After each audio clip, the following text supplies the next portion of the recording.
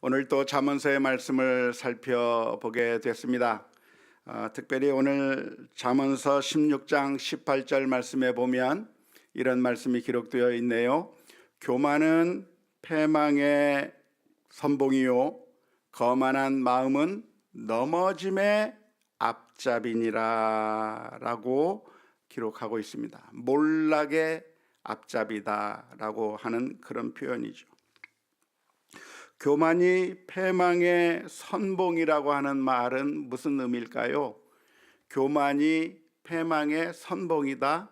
선봉이라고 하는 말은 선발대라고 하는 그런 의미입니다. 선발대가 도착하게 되면 그 다음에는 무엇이 따라오죠? 본진이 따라오게 되는 것이죠. 먼저 선발대를 보낸 다음에 그리고 나머지 군사들이 함께 도착하게 되어 있는 겁니다. 그런데 교만이라고 하는 선발대가 가면 그러면 어떤 본진이 오는가, 어떤 군대가 오는가, 패망이라고 하는 그 결과가 돌아오게 되어 있다 이 말입니다. 교만하면 결국 망한다고 하는 이야기입니다. 교만하면 결국 몰락할 수밖에 없다고 하는 이 교만에 대한 경고를 우리가 잠언서의 말씀 가운데서 벌써 여러 번 배웠습니다. 기억이 나십니까? 교만에 대한 경고의 말씀이 잠언서에 얼마나 많이 나오는지 모르겠어요. 오늘 또 나왔습니다. 또 나왔으니까 지난번에 했으니까 그냥 오늘은 안 하고 건너뛰고 지나갈까요? 그게 아니라 자꾸 반복하는 데는 의미가 있습니다. 왜 자꾸 반복해서 교만에 대해서 또 경고하고 또 경고하고 또 경고하고 있는 이유가 무엇이겠습니까? 그만큼 우리가 너무나도 쉽게 교만에 빠지기 때문에 다시 한번 상기시키고 또 한번 상기시키고 또 한번 기억나게 해서 우리가 교만하지 않도록 그렇게 해주는 그런 의미가 있는 것이라고 할 수가 있겠습니다. 따라서 우리가 벌써 잠언서를 하면서 교만에 대해서 벌써 수차례에 걸쳐서 살펴보고 또 살펴보았지만 오늘 다시 한번 살펴보는 것은 아주 중요하다 하겠습니다. 교육은 반복이기 때문에 오늘 또 살펴보아야 하는 것이죠. 제가 지금까지 살아오면서 수많은 실패를 경험해 왔는데요. 제가 살아오는 과정 가운데 수많은 실패들을 생각해 보면서 그때 내가 왜 실패했었을까? 왜 그때는 제대로 잘 하지 못했었을까? 제가 망쳐버린 일들을 생각하면서 복기해 보면 거기에는 항상 교만의 문제가 있었다고 하는 것을 새삼 느끼게 됩니다. 모든 실패에는 여러 이유들이 있겠지만 여러 이유들 중에 가장 근원적이고 그리고 가장 문제가 되는 그 중요한 그것이 무엇이었는가?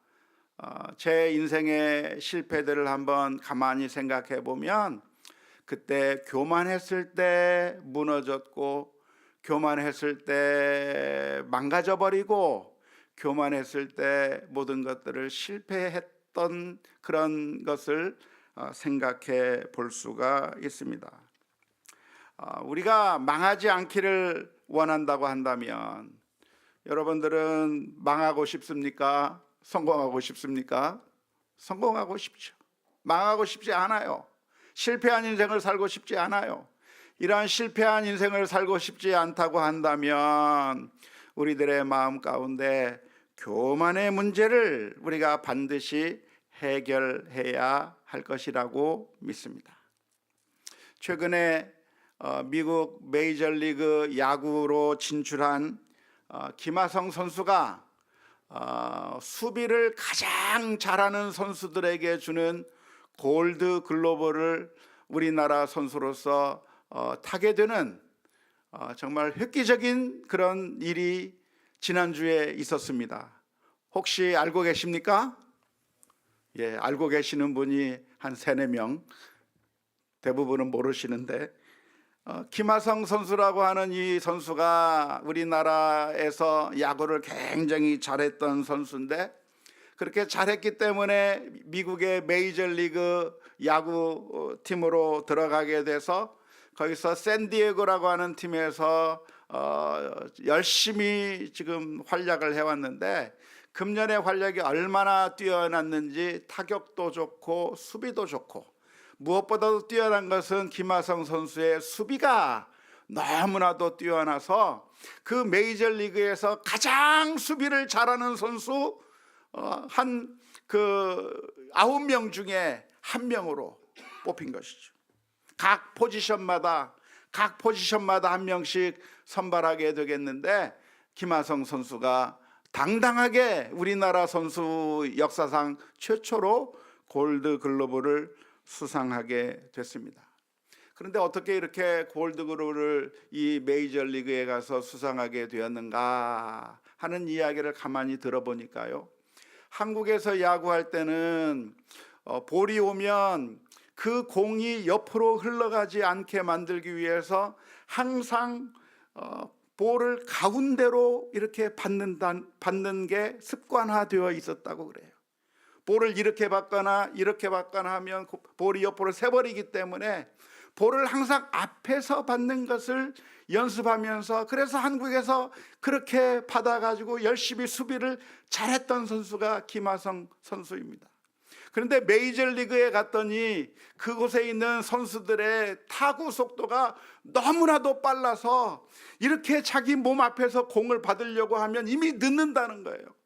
그래서 볼이 저쪽으로 오면 몸을 가서 받을 수가 없고 팔을 뻗쳐서 공을 잡아야 되고, 이쪽으로 가면 이쪽 팔을 뻗어서 받아야 되고 해서 미국 메이저리그에 간 다음에는 자신의 수비품을 완전히 바꾸어 가지고, 그래서 이렇게 받아도 저렇게 받아도 그 공을 놓치지 않기 위해서, 그리고 받은 다음엔 재빨리 연계해서 타자를 죽일 수 있는 그런 훈련들을 열심히 한 결과 결국 이 김하성 선수가 골드글러브까지 타게 된 것이죠. 자기가 지금까지 몸에 익숙했던 그런 습관들, 지금까지 성공했던 그 방식들을 다 내버리고, 내가 아직 좀 더 배워야 되는구나, 아직 내가 좀 더 발전해야 되는구나를 생각해서 더 열심히 연습하게 되었는데, 그 열심히 연습하게 된 그 근본적인 마음의 태도가 무엇이겠습니까? 겸손인 거죠. 내가 완벽하다고 생각하는 것이 아니라, 내가 최고라고 생각하는 것이 아니라, 나는 아직 더 연습을 해야 되고 더 노력해야 되고, 내가 최고의 선수가 되기 위해서는 더 열심히 노력해야 되겠다고 하는 그 겸손한 마음 자세로 결국 열심히 연습해서 골드글러브까지 타게 되었다고 하는 것입니다. 그 이야기를 보면서 제가 한번 생각해 봤습니다. 교만이 무엇일까? 교만이 무엇일까? 과연 나는 교만한가, 교만하지 않는가, 그것을 어떻게 알 수 있겠습니까? 여러분, 교만하십니까? 겸손하십니까? 예? 교만하십니까? 겸손하십니까? 그 대답은 무엇을 보고 내가 교만하다, 무엇을 가지고 나는 겸손하다고 하는 것을 판별할 수 있을까요? 감기에 걸린 것은 열나고 콧물이 나고 몸이 으스스하면 감기에 걸렸구나 하는 것을 알게 되는데, 내가 교만하다고 하는 것은 무엇을 보고 내가 교만하다는 것을 알 수 있는 것일까요? 그것을 가만히 묵상하면서 생각해 보니까 내가 교만하다고 하는 것을 알 수 있는 아주 좋은 그 방법이 있는데, 그것은 내가 하던 방식을 바꿀 수 있느냐 바꾸지 못하느냐가 교만한가 교만하지 않은가를 보여주는 그런 기준이 된다고 생각을 했습니다. 지금까지 내가 해왔던 방식, 지금까지 경험에 의해서 이게 최고라고 생각했던 그 방식, 그렇기 때문에 이 방식을 전혀 바꿀 수 없고 내 스타일대로, 내 방식대로 끝까지 밀어붙이겠다고 하면 그 사람은 어떤 사람이에요? 교만한 사람이에요. 다른 사람이 교만한 게 아니라 바로 그 사람이 교만한 거예요. 겸손한 사람은 무엇입니까? 지금까지 내가 경험해보고 이게 최고인 줄 알았지만 이 최고인 줄 알았던 이것이 최고가 아닐 수도 있구나. 내가 지금까지 해왔던 것이 잘못된 것일 수도 있겠구나. 그것을 인정하고 더 좋은 방법이 있는지 다른 사람들의 의견에 귀를 기울이며, 그래서 내가 지금까지 해왔던 모든 방식들을 바꿀 수 있는 사람이 겸손한 사람이고, 지금까지 해왔던 방식을 단 하나도 바꿀 수 없다고 말하는 사람은 교만한 사람이라고 말할 수 있습니다. 여러분, 교만하십니까? 겸손합니까? 시대가 변했어요. 상황이 바뀌었습니다. 그래서 옛날에 가장 좋았던 것, 지금까지 해왔던 그 모든 제일 좋았던 방식, 그것을 끝까지 포기하지 않는다고 한다면 그 사람은 교만한 마음 때문에 포기하지 않는 것입니다. 하지만 겸손한 사람은 무엇인가? 지금까지 내가 해왔던 방식이 잘못될 수도 있었겠구나 라고 하는 사실을 솔직하게 인정하면서 그것을 새로운 시대와 새로운 상황에 맞게 바꿀 수 있는 용기를 가지고 있는 사람이 겸손한 사람이라고 할 수가 있겠습니다. 그래서 교만한 사람은 다른 사람들의 의견을 귀담아 듣지 않고 내 생각과 내가 판단해 오던 방식대로 지금까지 내가 해온 대로 그대로 밀어붙이게 되는 것이겠고요. 그러나 겸손한 사람은 내가 했던 방식이 아니라 다른 사람들의 말에 귀를 기울이고 다른 사람들은 어떻게 생각하는지, 그래서 지금까지 내가 해왔던 모든 방식들을 다 포기할 수 있는 사람이, 그 사람은 겸손한 사람이라고 할 수가 있겠습니다. 제가 수많은 사람들을 만나 보았는데 참 너무나도 좋은 사람이에요. 저 사람은 많은 것을 갖추고 있어요. 정말 모든 것들이 참 장점들이 너무나도 많은 사람인데, 그런데 그 마음속에 교만함 때문에 망해가는 사람들을 종종 만나볼 수 있었습니다. 정말 좋은 사람인데 자기의 생각을 바꾸려고 하지 않고 해왔던 것을 포기하지 않고 자신의 생각이 최고라고 생각하면서 그래서 교만해져 있어서 결국에는 성공하지 못하고 결국에는 실패한 인생들을 얼마나 많이 보아왔는지 모릅니다. 원하기는 저와 여러분들이 오늘 들려주시는 잠언 16장 18절의 말씀을 분명하게 잘 기억할 수 있기를 주님의 이름으로 축원합니다. 교만은 무엇의 선봉이에요? 패망의 선봉이에요. 거만한 마음은 무엇의 앞잡이에요? 넘어짐의 앞잡이에요. 근데 번역이 좀 너무 밋밋하게 번역이 됐어요. 넘어짐의 앞잡이니까 뭐 거기까지 거 넘어지지 뭐, 그렇게 생각하기가 쉬운데요, 넘어짐의 앞잡이가 아니라 몰락의 앞잡이에요. 파멸의 앞잡이에요. 망하는 거의 앞잡이란 말이에요. 교만한 마음, 거만한 마음이 괜찮은 것이 아니라 우리를 완전히 박살내버리는, 다시는 제기하지 못하게 만드는 그런 아주 위험한 요소라고 하는 사실을 생각하면서 오늘 저와 여러분들이 하나님 앞에 기도해야 될 기도의 제목이 무엇입니까? 주여 겸손하게 하여 주옵소서. 다른 사람들의 말에 귀를 기울일 수 있게 해주시고 무엇보다도 하나님의 말씀에 귀를 기울이게 하시고, 지금까지 내가 해왔던 방식이 아니라 지금까지 내가 경험하고 그래서 증명된 것 같고 그래서 최고인 것처럼 생각되는 그 방식을 어떠한 상황이 벌어지고 어떠한 시대가 바뀌고 수많은 사람들이 다 아니라고 이야기해도 그것을 끝까지 밀고 나가는 그런 어리석은 교만한 자가 되지 말게 해주시고 정말 겸손하게 하나님 앞에 무릎을 꿇고 겸손하게 주님의 뜻을 구할 수 있는 믿음의 사람이 되게 해 주옵소서. 기도하며 나가는 우리 모두가 다 될 수 있기를 주님의 이름으로 축원합니다. 계속해서 잠언서 16장 19절의 말씀은 이렇게 기록합니다. 겸손한 자와 함께하여 마음을 낮추는 것이 교만한 자와 함께하여 탈취물을 나누는 것보다 나으니라. 겸손한 자와 함께해서 마음을 낮추는 게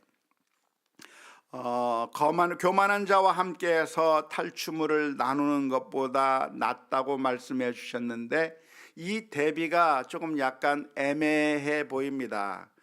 그래서 원문을 한번 살펴보았으면 좋겠다 생각해서 원문을 살펴보았는데요. 원문은 이렇게 되어 있습니다.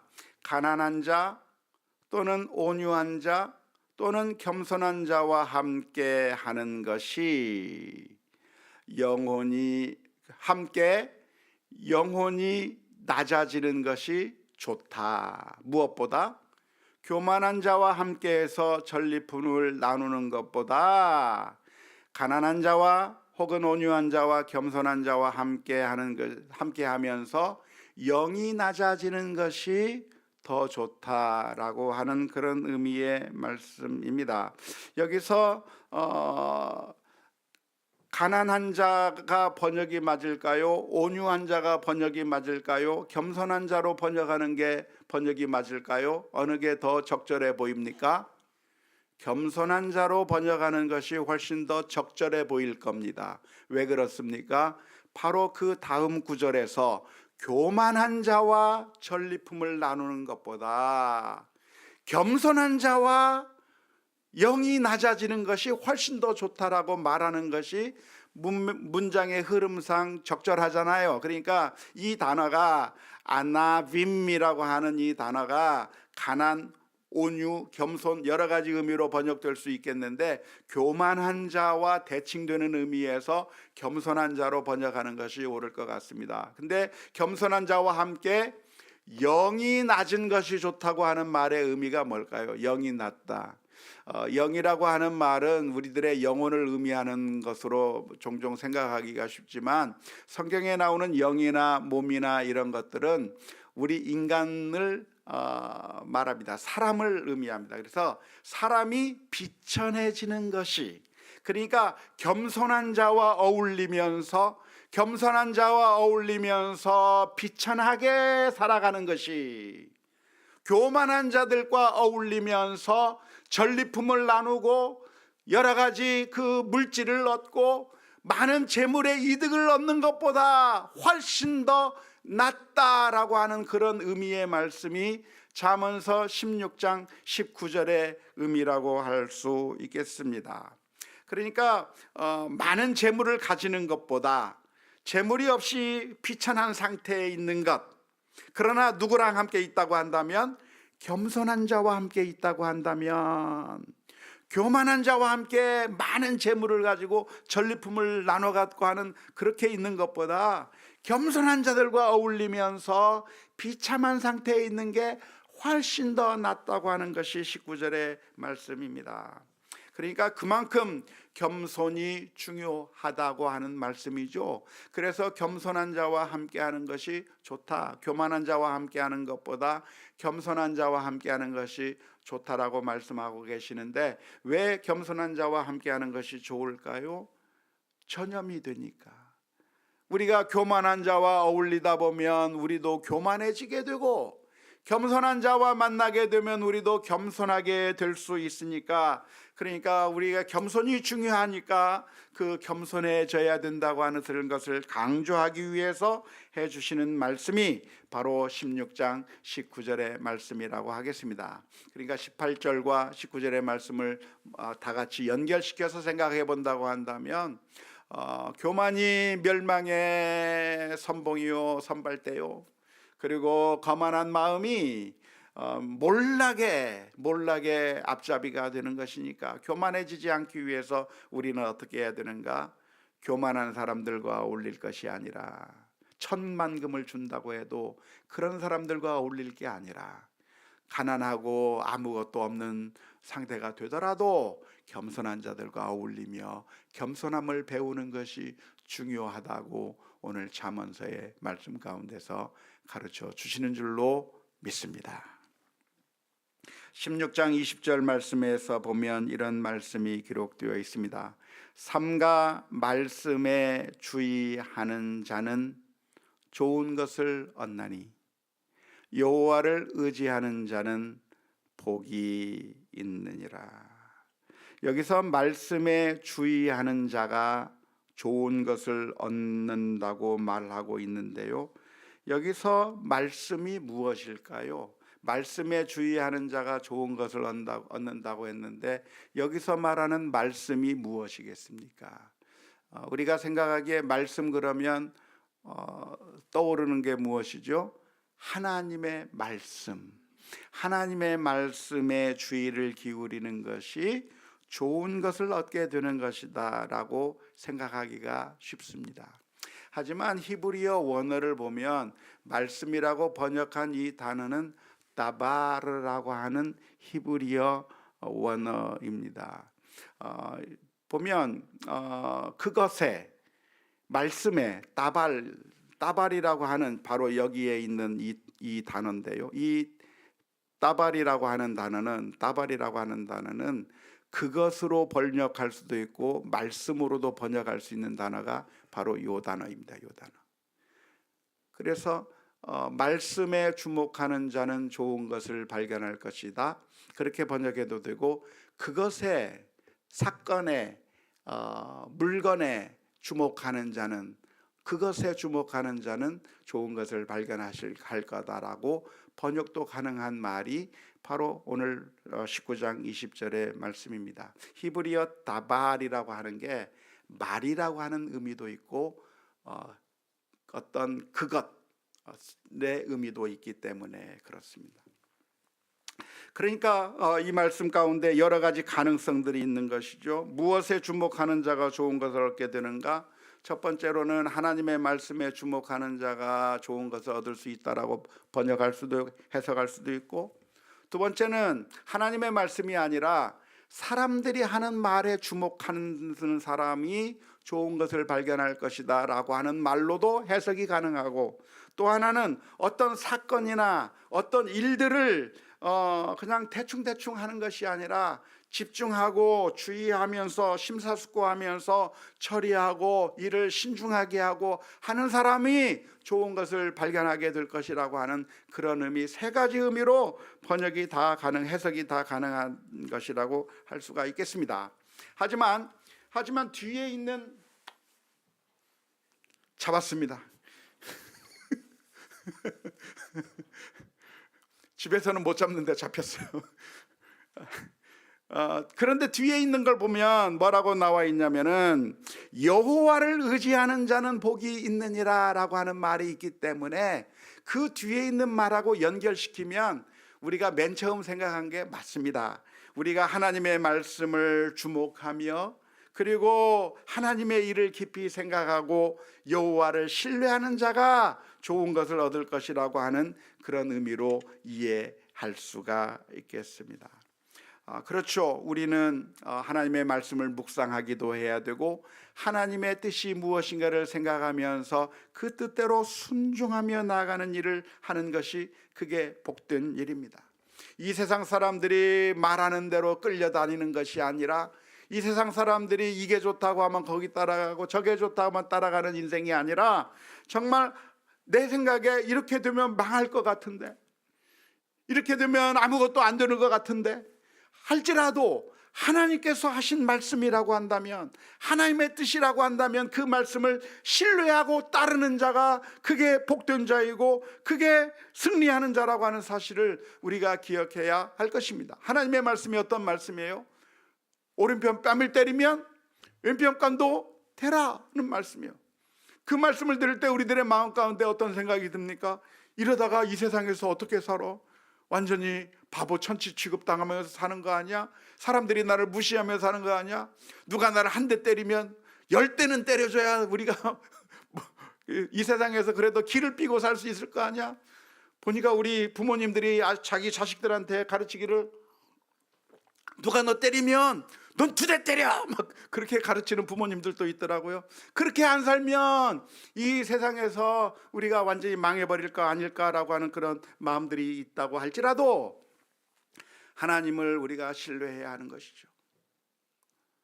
원수를 사랑해야 하고 하나님의 뜻에 따라 사랑을 실천하고 정말 하나님께서 내게 주신 그 사명에 따라 믿음으로 살아가고, 하나님께서 주신 그 말씀이 이 세상에서 망하는 길처럼 보인다고 할지라도 하나님을 신뢰하고 하나님의 일을 생각하고 하나님의 말씀을 생각하면서 믿음으로 살아가는 것이 복된 길이다 라고 하는 사실을 기억할 수 있기를 주님의 이름으로 축원합니다.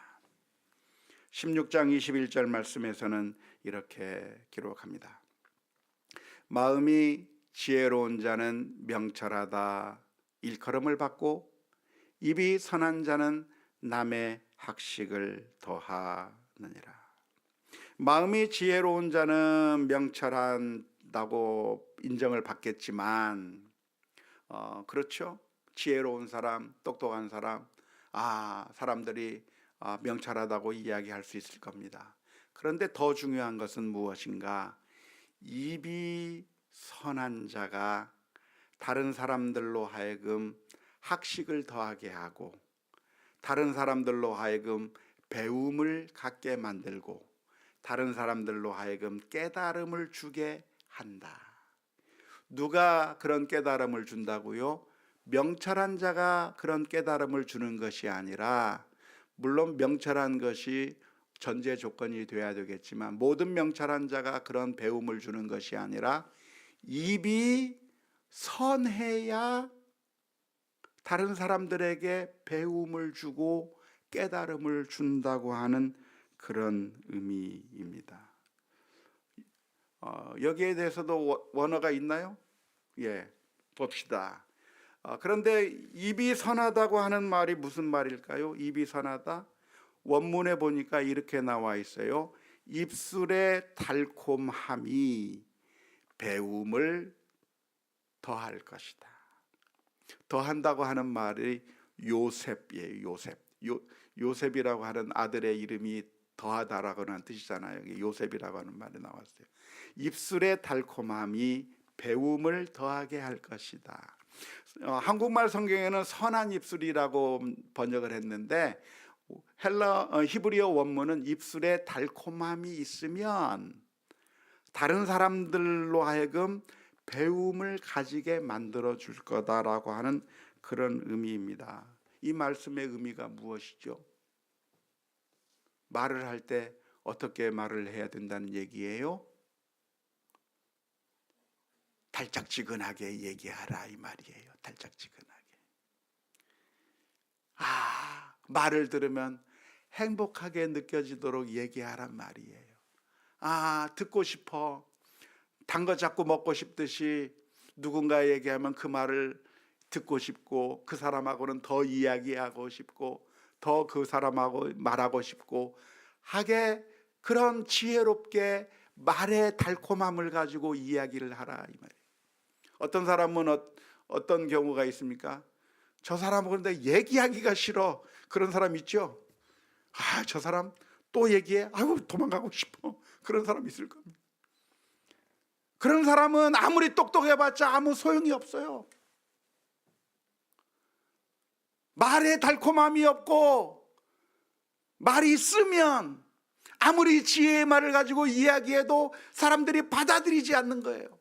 그런데 말에 달콤함이 있으면 내가 가진 그 생각을 다른 사람들에게 전해 주어서 그 사람들이 받아들여서 그 사람에게 배움이 생기는 것이죠. 안타깝게도 우리들은 말에 지혜가 없어요. 대부분의 경우가 그냥 내가 하고 싶은 말을 해버립니다.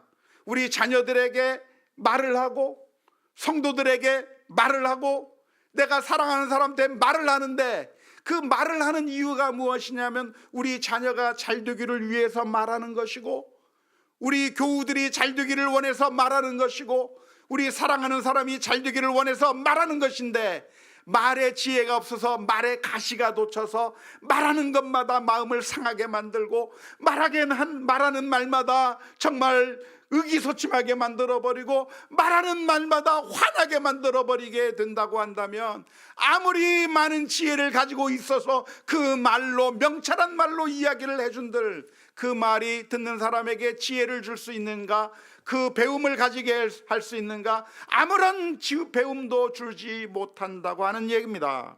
오히려 그 말들은 죽이는 화살이 되어서 그 사람을 완전히 짓밟아 버리는 그런 비참한 결과를 가져오게 되는 것이죠. 아무리 지혜로운 사람이라고 하면 무슨 소용이 있겠어요? 포장을 잘해서 그 말을 정말 받아들이기 원하게끔 말을 줘야 받아들이는 거잖아요. 우리가 선물을 할 때 어떻게 선물하십니까? 사과를 선물하고 배를 선물하고 소고기를 선물하고 어떤 제품들을 선물하고 할 때, 그 선물을 할 때 어떻게 선물해요? 달랑 사과 이렇게 들고 가서 먹으라고 줍니까?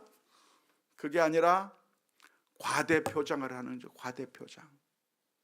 예쁘게 상자를, 멋있는 상자를 싸고, 그거 가지고 안 되겠으니까 황금색 보따리로 싸고 묶고, 그래서 전달해 주는 거예요. 그 사과 열어보면 먹을 거 몇 개 없어요. 그런데 그 포장지가 너무 좋으니까 받을 때 너무나도 기분이 좋아요. 소고기를 선물하는데 소고기 신문지에 둘둘둘 말아가지고 먹으라고 던져주는 것이 아니라 소고기에다가 쫙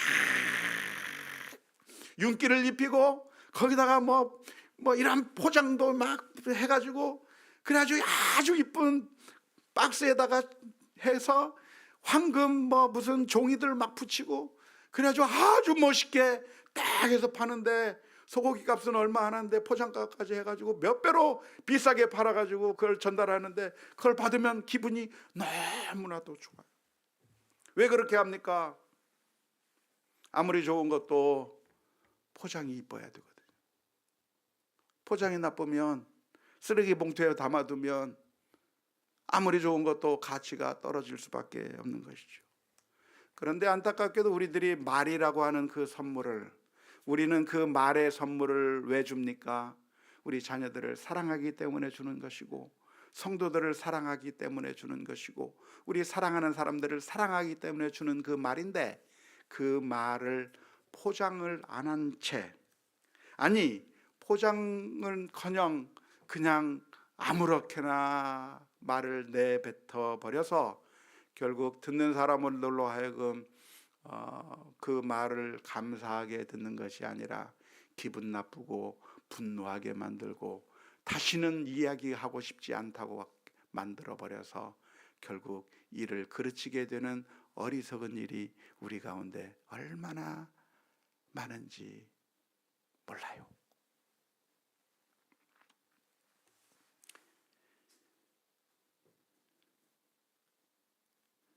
어떻게 하면 말에 꿀 같은 말이 나올 수 있죠? 어떻게 하면 우리들의 말에 달콤함이 있을 수 있을까요? 어떻게 하면 달아지죠? 우리들의 말이 어떻게 하면 달아지죠? 방법이 없습니까, 장로님?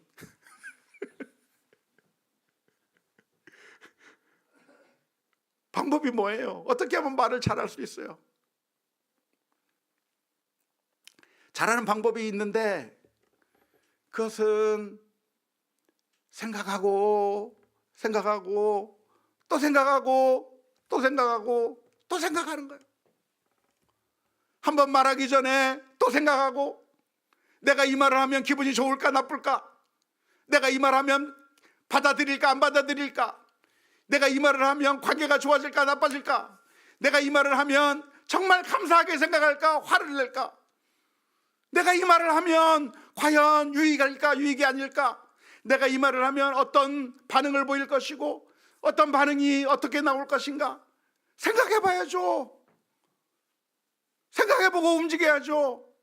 그 어떤 일을 할 때 생각해보지 않고 하면 안 되는 것이고, 항상 우리가 말에 재주가 없기 때문에 나는 말재주가 없어 그러면서 그냥 말해버리면 되는 것이 아니라 생각하고 또 생각하고 또 생각해서, 그래서 우리들의 말을 다듬고 다듬고 또 다듬고 또 다듬어서 말이 달짝지근한 말이 나오도록 말에 훈련을 해서 내줄 수 있는 우리 모두가 다 될 수 있기를 주님의 이름으로 축원합니다.